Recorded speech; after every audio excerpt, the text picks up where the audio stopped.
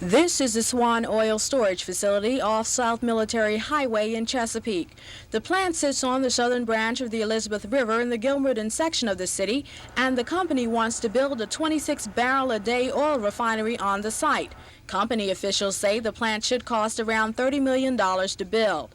Last October, Swann Oil was granted an air quality permit for the proposed refinery by the State Air Pollution Control Board. The company has since applied for an Environmental Protection Agency air permit, and a public hearing on that permit started this morning in Chesapeake. The purpose of this hearing is to take input from the public concerning EPA's preliminary decision to issue a PSD permit to the Swann Oil Refinery. PSD stands for the Prevention of Significant Air Quality Deterioration.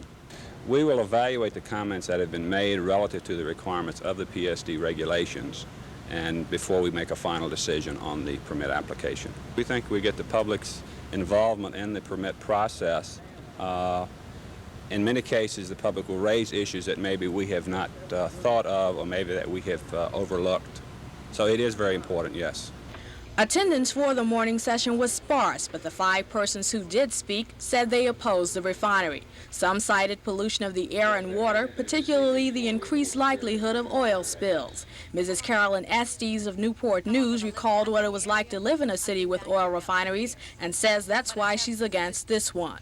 You know, because the air smells that bad. It smells like a huge bag of rotten onions. I don't know anything else I could relate it to. It smells awful.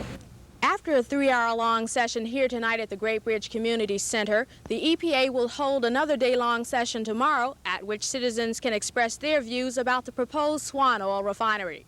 Ava Hurdle, Area 10 Eyewitness News, Chesapeake.